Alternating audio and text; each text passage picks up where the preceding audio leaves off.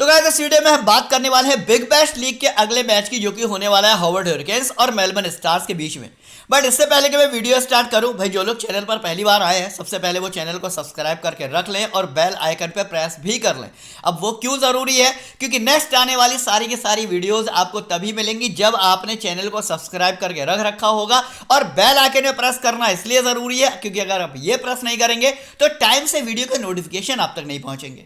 साथ ही साथ अगर आपको वीडियो पसंद आती है तो एक लाइक जरूर वीडियो को कर दीजिएगा। अब मैं आपको बताता हूं कि भैया आपको मेरी फाइनल टीम कहां मिलती है। पहले तो ये बताता हूं फाइनल टीम होती क्या है। देखिए वीडियो में अभी जो मैं आपको टीम दूंगा वो अभी तक की एनालिसिस और प्रेडिक्शन के अकॉर्डिंग होगी, लेकिन टॉस होने के बाद और लाइनअप आने के बाद, फाइनल पिच रिपोर्ट आने के बाद जो टीम बनती है वो होती है फाइनल टीम। क्योंकि लास्ट टाइम पे आप भी अपनी टीम में चेंजेस करते हैं, तो भाई मैं भी करता हूं। तो वो जो चेंजेस करने के बाद फाइनल टीम में आपको देता हूं वो देता हूं टेलीग्राम चैनल पर। तो जो लोग मेरी वीडियो पहली बार देख रहे हैं और अभी तक मेरे टेलीग्राम से नहीं जुड़े हैं, वो लोग वीडियो के फर्स्ट कमेंट में जाए और मेरे टेलीग्राम चैनल के लिंक पर क्लिक कर दे और ओरिजिनल टेलीग्राम चैनल से जाके जुड़ जाए। चलिए भाई अब स्टार्ट करेंगे आज के मैच की प्रेडिक्शन को, जो कि काफी ज्यादा जबरदस्त और रोमांचक होने वाला है। मैच होने वाला है मेलबर्न स्टार्स और साथ ही साथ हॉवर्ड हरिकेन्स के बीच में। तो भाई 17वें नंबर का मैच है, दोपहर को 1:45 पे खेला जाएगा। पिच की अगर बात करी जाए तो हॉबर्ट बेलिवियर ओवल में ये मैच होने वाला है। हालांकि यहां पर पहले भी एक मैच इस बीबीएल का हो चुका है जो कि काफी ज्यादा हाई स्कोरिंग था। लेकिन मैं आपको बता दूं ग्राउंड की जो एक्चुअल ऑफिशियल पिच रिपोर्ट है वो क्या है। वो ये है कि भाई यहां पर रन अच्छे खासे बन जाते हैं, यानी कि बैटिंग सरफेस देखी गई है। लेकिन कब? जब टीम यहां पर अच्छा परफॉर्म करेगी तो डेफिनेटली वो यहां पर अच्छा खासा स्कोर करेगी। यानी कि अगर हॉवर्ड हरिकेन्स की अगर मैं बात करूं, वो ऐसी अच्छी टीम में से आती है जो कि अगर इस ग्राउंड पर खेलती है तो तकरीबन 180 तक का स्कोर वो कर सकती है। लेकिन वही अगर मैं बात करूंगा मेलबर्न स्टार की, यानी कि वो अगर पहले बैटिंग करने आती है तो यहां पर आपको बहुत ज्यादा बड़ा स्कोर देखने को नहीं मिलेगा। हो सकता है कि आपको 140 से लेकर और 160 के बीच में ही स्कोर देखने को मिले। ये तो बात हो गई बैटिंग सेक्शन की। अब बात करी जाएगी भाई बॉलिंग सेक्शन की। तो मैं आपको बता दूं पेसर्स को यहां पर काफी ज्यादा एक्स्ट्रा एडवांटेज मिलता है और स्पिनर्स को इस वाली पिच पर कुछ भी नहीं मिलता है। मतलब बहुत ही ज्यादा कोई क्वालिटी इनफॉर्म स्पिनर होगा या फिर सेकंड इनिंग में बॉलिंग कर रहा होगा, उसके ऊपर प्रेशर होगा तो वो विकेट निकाल दे तो निकाल दे, अदरवाइज यहां पर स्पिनर्स को कुछ ज्यादा मिलता नहीं है। बात करी जाएगी अब इसी ग्राउंड पर हुए कुछ लेटेस्ट मैच, तो आपको पिच रिपोर्ट ज्यादा क्लियर हो जाएगी। अब देखिए ये इसी बीबीएल सीजन का मैच है। हॉवर्ड हरिकेन्स यहां पर मेलबर्न स्टार यहां पर पहले मेलबर्न रेनिगेट्स यहां पर पहले बैटिंग करने आई, उसने 183 रन का स्कोर किया, जबकि हॉवर्ड हरिकेन्स ने उसको चेज भी किया और 187 पे चेज किया मात्र 4 विकेट के नुकसान पर। तो भाई अगर हॉवर्ड हरिकेन्स इसी ग्राउंड पर महज 4 विकेट के नुकसान पर महज 19 ओवर में 187 रन का स्कोर कर रही है, तो आप समझ जाइए कि अगर आज के मैच में वो पहले बैटिंग करने आती है तो भाई 190 180 तक का स्कोर बहुत आसानी से बना सकते हैं ये लोग, कोई बड़ी बात नहीं है। पेसर्स और स्पिनर्स की आप बात करेंगे, पेसर्स को 6 मिले थे, स्पिनर्स को 3 मिले थे। इसके बाद एक और मैच देखते हैं, सिडनी सिक्सर्स। अब ये तो मजबूत टीम है ही बीबीएल की, आपको पता ही है। इसने भी यहां पर 180 रन का स्कोर किया था। यहां पर भी पेसर्स को मिले थे 10 और स्पिनर्स को मिले थे महज 4 विकेट। अब देख लेते हैं बाकी के 2 और मैच। यहां पर सिडनी थंडर पहले बैटिंग करने आई, जो कि ठंडी टीम है जैसे कि आपको पता ही है। उसने 135 रन बनाए 10 विकेट के नुकसान पर। हॉवर्ड हरिकेन्स एक मजबूत टीम है, उसने मात्र 5 विकेट मात्र 16 ओवर में उसको चेस कर लिया। यहां पर पेसर्स को मिले 11, स्पिनर्स को मिले महज 3 विकेट। एक और मैच देख लेते हैं। अब मेलबर्न स्टार यहां पर पहले बैटिंग करने आई थी, यहां पर मात्र 131 रन का स्कोर किया। लेकिन हॉवर्ड हरिकेन्स जब आए तो मात्र 17.5 ओवर में 8 विकेट के नुकसान पर उसने उसको चेस कर लिया। तो सीधे से कहने का मतलब है कि भाई पिच तो बैटिंग को सपोर्ट करती है, लेकिन टीम भी तो उस हिसाब से खेलनी चाहिए ना। तो हॉवर्ड हरिकेन्स पर मैं आज भरोसा दिखा रहा हूं कि आज मैच को विन भी करेगी, पहले बैटिंग करने आएगी तो अच्छा स्कोर भी करेगी, और अगर बाद में बैटिंग करने आती है तो जाहिर सी बात है चेस भी करेगी। बट जो भी होगा विन तो आज हॉवर्ड हरिकेन्स ही करने वाली है, फेवरेट आज यही रहने वाली है। यहां पर भी आप देखोगे पेसर्स को 12 मिले थे, स्पिनर्स को सिर्फ 1 विकेट मिला। यहां आप देखोगे पेसर्स को 6 विकेट मिले थे, स्पिनर्स को सिर्फ 2 विकेट मिले। तो भाई स्पिनर्स को यहां पर बहुत रेयर केस में ही विकेट मिलते हैं, बहुत ज्यादा स्पिनर्स आपको नहीं भरने हैं। मैं तो कह रहा हूं दोनों टीमों से एक एक भी स्पिनर अगर लेके चले जाओगे तो बहुत है। तो इसी तरीके की टीम आपको बनानी है। बात करेंगे दोनों टीमों की हेड टू हेड परफॉर्मेंस की। अब यहां पर जब आप ऑफिशियल डेटा देखोगे तो आप देखोगे कि भैया हॉवर्ड हरिकेन्स ने तो सिर्फ 7 ही बार हराया, मेलबर्न स्टार ने जो है 12 बार हरा दिया। तो भैया ये डेटा अभी तक का ऑफिशियल डेटा है जिसमें कि सारे के सारे बीबीएल मैच कवर हुए हैं। तो पहले ऐसा नहीं था, पहले मेलबर्न स्टार पहले इससे पहले जब सीजन में खेलती थी तो काफी ज्यादा मजबूत टीमों में से आती थी। वो बात अलग है कि इस बार पता नहीं बड़े बड़े खिलाड़ियों को क्या हो गया, भाई बहुत बड़े बड़े खिलाड़ी हैं इनके पास, बट पता नहीं उनको क्या हो गया, उस तरीके की उस लेवल की परफॉर्मेंस वो दिखाई नहीं पा रहे हैं। तो फिलहाल मेरे हिसाब से तो हॉवर्ड हरिकेन्स यहाँ पर फेवरेट रहने वाली है। बात करेंगे दोनों टीमों की प्लेइंग 11 में क्या कुछ चेंजेस होने वाले हैं, तो मैं आपको बता दूं हॉवर्ड हरिकेन्स की अगर आप बात करोगे तो कैलेब जोएल के साथ आपको मैथ्यू वेड ओपनिंग करते हुए दिखेंगे। इसके बाद राइट और मैकडरमोट इनमें से कोई एक खेलेगा। अब वैसे तो मैकडरमोट लास्ट वाले मैच में भी फिट थे, खेलने के लिए पूरी तरीके से तैयार थे, लेकिन वही बात है ना कि शायद अपने कोच को या अपने कैप्टन को पूरी तरीके से ये सेटिस्फाई नहीं कर पाए, तो लास्ट वाले मैच में एंड मूवमेंट में इनको बाहर निकाल दिया गया था। तो आज हो सकता है कि राइट की जगह ये आ जाए। हालांकि राइट ने लास्ट वाले मैच में आपको पता है 58 रन का स्कोर किया था, लेकिन फिर भी जगह तो मैकडरमोट की ही बननी चाहिए आज मेरे हिसाब से। बाकी देखेंगे टॉस के बाद मैं आपको अपडेट कर दूंगा। इसके बाद यहाँ पर सैम हेर मिलेंगे, टिम डेविड मिलेंगे, एंडरसन है, निखिल चौधरी की जगह माइकल ओवन आ सकते हैं, क्योंकि निखिल चौधरी ने अभी तक सिर्फ एक ही मैच में परफॉर्मेंस दी है, वो भी कोई खास अच्छी नहीं दी है, तो हो सकता है माइकल ओवन ही वापस से स्क्वाड में आ जाए। इसके अलावा क्रिस जॉर्डन है, नथन एलिस है, पैट्रिक डूली है, और इसके बाद यहाँ पर बिली स्टैनलिंग है। तो ये स्क्वाड आपको मिलेगा हॉवर्ड हरिकेन्स की तरफ से। अब बात करिए कि मेलबर्न स्टार से कौन कौन मिलने वाला है। फ्रेजर रोजर है, सैम हार्पर है, वेबस्टर है, मैक्सवेल है, स्टोनिस है, कार्टराइट है, मार्लो है, इसके बाद यहाँ पर इमाद वसीम है, उसामा मिर है, जोएल पेरिस और हरीश राउफ है। तो अब आप देखो मेलबर्न स्टार के पास अच्छे प्लेयर की कोई कमी नहीं है। इनके पास वेबस्टर है, मैक्सवेल है, स्टोनिस है, ये तीन प्लेयर ऐसे हैं ना जो कि काफी ज्यादा मजबूत खिलाड़ी है इस बीबीएल स्क्वाड के, लेकिन उसके बाद भी टीम हार रही है। क्यों हार रही है ये हम आगे देखेंगे, और किस किस प्लेयर को आज हमें अपनी टीम में रखना चाहिए ये मैं आपको बताने वाला हूं। सबसे पहले बात करिए प्लेयर वाइज एनालिसिस में विकेट कीपर सेक्शन की, तो विकेट कीपर सेक्शन में यहां पर आपको मिलेंगे दो ऑप्शन, एक मिलेंगे आपको मैथ्यू वेड और एक मिलेंगे सैम हार्पर। सैम हार्पर की अगर आप फॉर्म की बात करोगे लास्ट के 4 मैच से बुरी तरीके से फ्लॉप है। हालांकि प्लेयर काफी ज्यादा दमदार है, 77 मैच में 1470 रन है, 22 का एवरेज, और बीबीएल का अच्छा खासा एक्सपीरियंस भी है इनके पास। लेकिन वही बात है, करंट सीजन में फॉर्म अच्छी नहीं चल रही है, तो टीम में रखने का कोई फायदा नहीं है। तो फिलहाल तो यहां पर मैथ्यू वेड ही फेवरेट होने वाले हैं, और आप देखोगे आज की तकरीबन 80% जनता अपनी स्मॉल लीग की टीम में तो मैथ्यू वेड को ही लेके जाएगी। हाँ, ग्रैंड लीग में कोई भैया अपने जो डिफरेंट कॉम्बिनेशन बनाएगा उसमें सैम हार्पर को ट्राई कर ले, वो बात अलग है, वरना स्मॉल लीग में तो लोग मैथ्यू वेड को ही लेके जाने वाले हैं। आगे बात करिए कि बैट्समैन सेक्शन की हॉवर्ड हरिकेन्स से कैलेब जोएल की अगर बात करूं, बस एक ही मैच में बड़ा स्कोर किया। इससे पहले लास्ट के अगर आप 10 मैच भी उठा लोगे ना तो 0, 12, 17, 7, 18, 8, 5 इस तरीके के स्कोर करते हुए आ रहे हैं। कोई खासा अच्छा प्लेयर नहीं है, मतलब फॉर्म अच्छी नहीं है, आसानी से छोड़ के जा सकते हो। अब बात करूंगा यहाँ पर मस्किलिस्टर राइट की, तो भाई देखिए पहली बात तो ये कि इनके खेलने पे डाउट है। अगर इनकी जगह मैकडरमोट आ जाते हैं तो मैकडरमोट खेलेंगे, फिर उनको टीम में लेना है या नहीं लेना है ये तो खैर मैं आपको टेलीग्राम पे बताऊंगा। फिलहाल अगर मस्कुलर राइट मान लो खेलते हैं तो आप इनको अपनी टीम में रख सकते हो, दमदार प्लेयर है, हालांकि एक्सपीरियंस बहुत कम है, मात्र 14 मैच खेले हैं, 318 रन बनाया है, 26 का एवरेज है, लेकिन करंट फॉर्म इसकी अच्छी चल रही है। लास्ट के भी 2 मैचों में 56 और 64 रन का स्कोर किया है। तो अगर ये प्लेयर खेलता है तो आप अपनी टीम में लेके जा सकते हो, नहीं खेलता है मैकडरमोट को रखना है नहीं रखना है ये मैं आपको टेलीग्राम पे अपडेट करूंगा। अब बात करूंगा यहाँ पर सैम हेन की, प्लेयर ये भी बहुत सीनियर है, बहुत सीनियर खिलाड़ी हैं, आप यकीन नहीं मानेंगे। और लास्ट बीबीएल के सीजन में क्या धुआंधार बल्लेबाजी इन्होंने करी थी, लेकिन पता नहीं इस सीजन में इनकी भी फॉर्म को क्या हो गया है, मतलब बुरी तरीके से फ्लॉप चल रहा है, तो भैया ड्रॉप करके जाओ। टिम डेविड की अगर बात करूं, इंटरनेशनल सीरीज खेलते हैं, आपने कई बार इनको देखा होगा टिम डेविड को, और टिम डेविड के अंदर एक बात है, ये जब 1 डाउन पर आते हैं, ये ओपनिंग करने आते हैं तो हमेशा बड़ा स्कोर करते हैं, लेकिन जब भी इनकी बैटिंग नीचे आती है, यानी कि अब 3rd डाउन यानी कि 5वें नंबर पे आ रही है, तो हमेशा ही फ्लॉप रहते हैं, आसानी से ड्रॉप करके जा सकते हो। आगे बात करूंगा फ्रेजर रोजर की, टॉम फ्रेजर रोजर की अगर मैं यहाँ पर बात करूं, इनकी एक अलग ही पैटर्न है, 20, 21, 22 तो इनका यही रहेगा। तो इतने ज़्यादा बड़ा स्कोर आपको इनके बल्ले से देखने को नहीं मिलेगा। रियर कंडीशन में ये रन बना दे तो बना दे, मतलब ग्रैंडी के पिक तो हैं, ग्रैंडी की किसी एक टीम में आपको ट्राई तो करना पड़ेगा बैटिंग सेक्शन से, लेकिन स्मॉल लीग में इनको आज कोई भी लेके नहीं जाएगा, क्योंकि 20-22 रन से बड़ा स्कोर करने वाले हैं नहीं। अब बात करिए यहाँ पर हिल्टन कार्टराइट की, हाँ ये एक ऐसा प्लेयर है जिसके ऊपर आप भरोसा दिखा सकते हो, लेकिन दिक्कत क्या है इसके साथ, दिक्कत इसके साथ ये है कि 4th डाउन यानी कि 6 यानी कि 6 नंबर पर बैटिंग आती है। लेकिन मैं आपको एक बात और बता दूं, ऊपर का जो टॉप ऑर्डर है ना वो इतना ज़्यादा आउट ऑफ फॉर्म चल रहा है ना कि मुझे लगता है बैटिंग आ जाएगी। क्योंकि अगर अभी तक के हम 4 मैच उठा के देखें तो आप देखो यहाँ पर 33, यहाँ 24, यहाँ 22, बल्कि लास्ट वाले मैच में 47 नाबाद मैच इन्हीं ने खत्म किया था।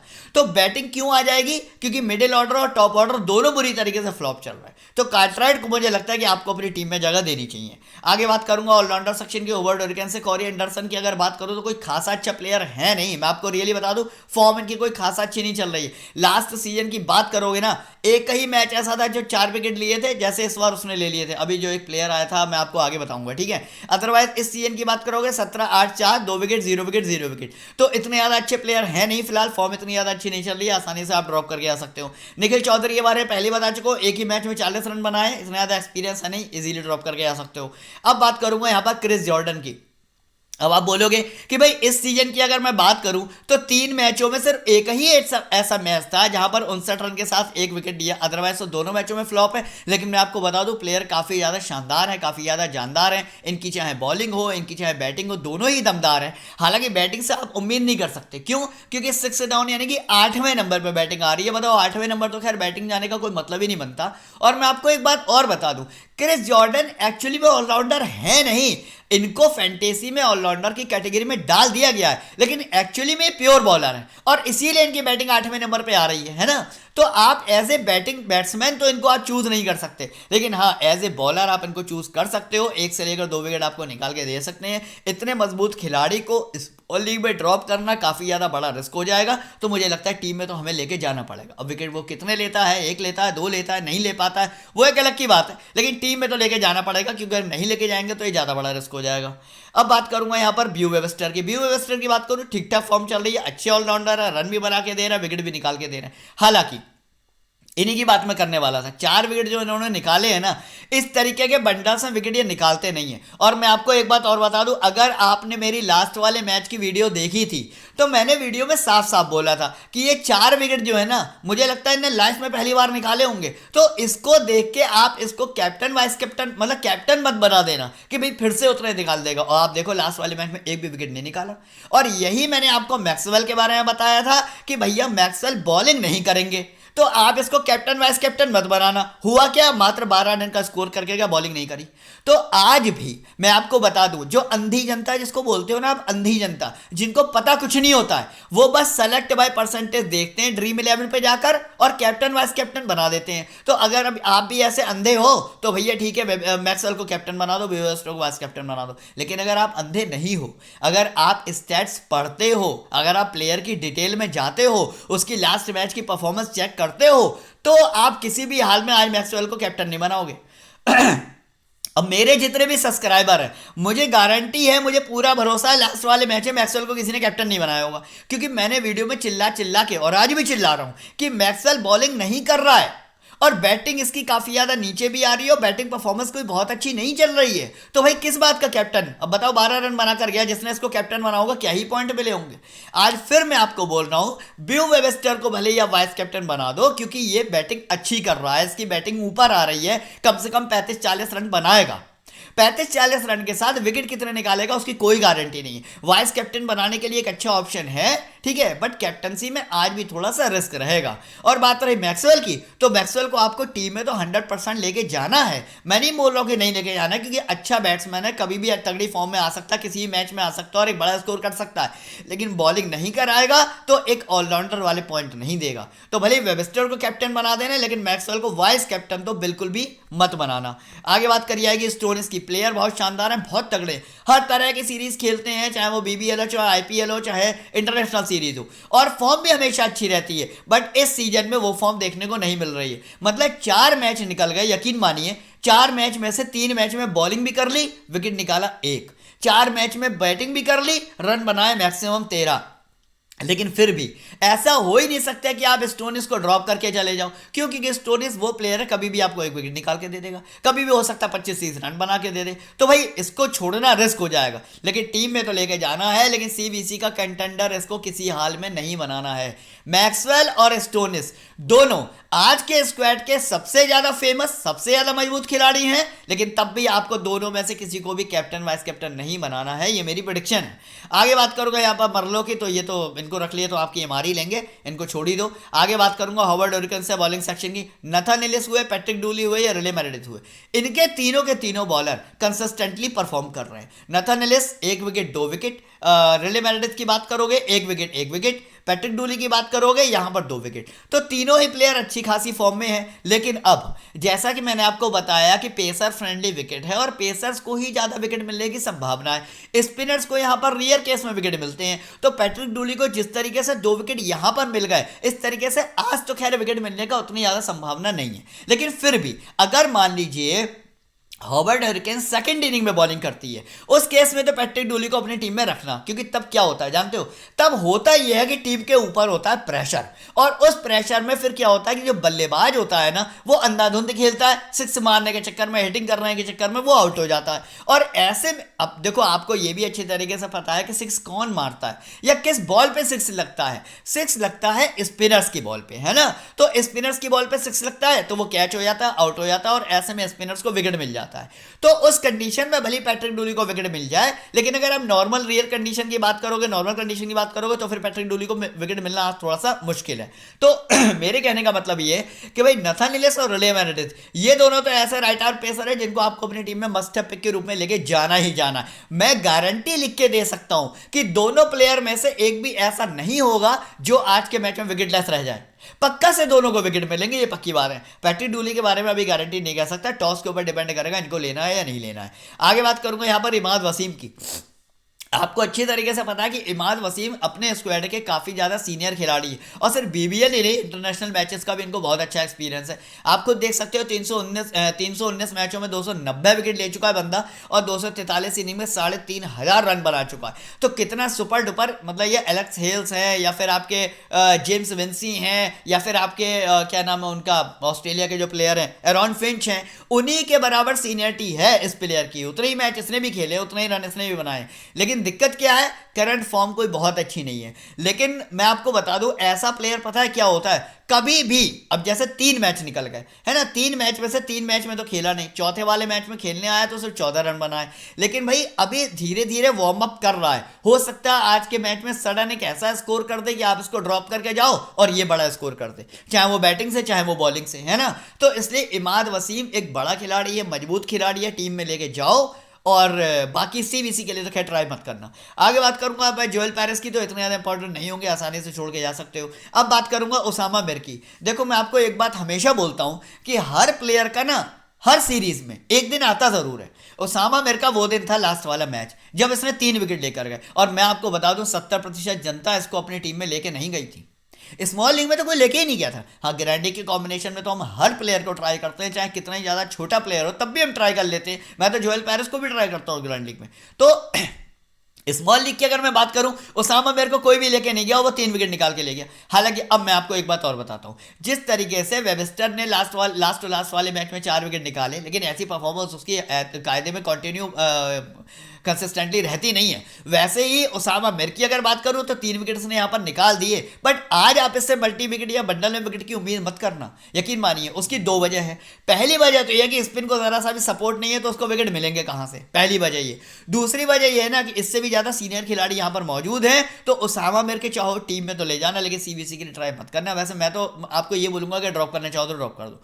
आगे बात करूं यहाँ पर हरीश राव की। हाँ, राइट आर्म पेसर है, पेसर फ्रेंडली विकेट है, और हरीश राव जो है वो मैं आपको बताऊं most of the time wicket निकालते हैं। वो अलग बात है कि इस सीजन में इनको फॉर्म में आने में थोड़ा सा टाइम लग गया, 2 मैचों में इन्होंने थोड़ा सा फ्लॉप परफॉर्मेंस दिखाई है, लेकिन अब धीरे धीरे फॉर्म में आ रहे हैं। और मैं आपको बता रहा हूं, जब तक बीबीएल चलेगा तब तक ऐसा कोई मैच नहीं आएगा जब हरीश राव जो है विकेट लेस है। वो बात अलग है, 1 निकालेंगे, 2 निकालेंगे, 3 निकालेंगे, लेकिन हरीश राव ऐसे प्लेयर है, रिले मेरेडिथ ऐसे प्लेयर है, नथन एलिस ऐसे प्लेयर है जो कि कभी विकेट लेस रहते नहीं है। ये आपको 35-40 पॉइंट हर मैच में देंगे, मिनिमम तो देंगे ही देंगे। कब बंडल्स में विकेट निकाल देंगे ये भी आपको पता नहीं चलेगा। तो Harish Rao must have pick. Usama Mir, वही बात है कि अगर मान लो मेलबर्न स्टार्स सेकंड इनिंग में बॉलिंग करे तो आप उसामा मिर को रख लेना, और अगर हॉवर्ड हरिकेन्स मान लो पहले सेकंड इनिंग में बॉलिंग करे तो आप पैट्रिक डूली को रख लेना। वैसे भी देखो 2 स्पिनर यहां पर आपको दिख रहे हैं, तो दोनों स्पिनर्स में से एक स्पिनर को आपको ट्राई करना है अकॉर्डिंग टू टॉस।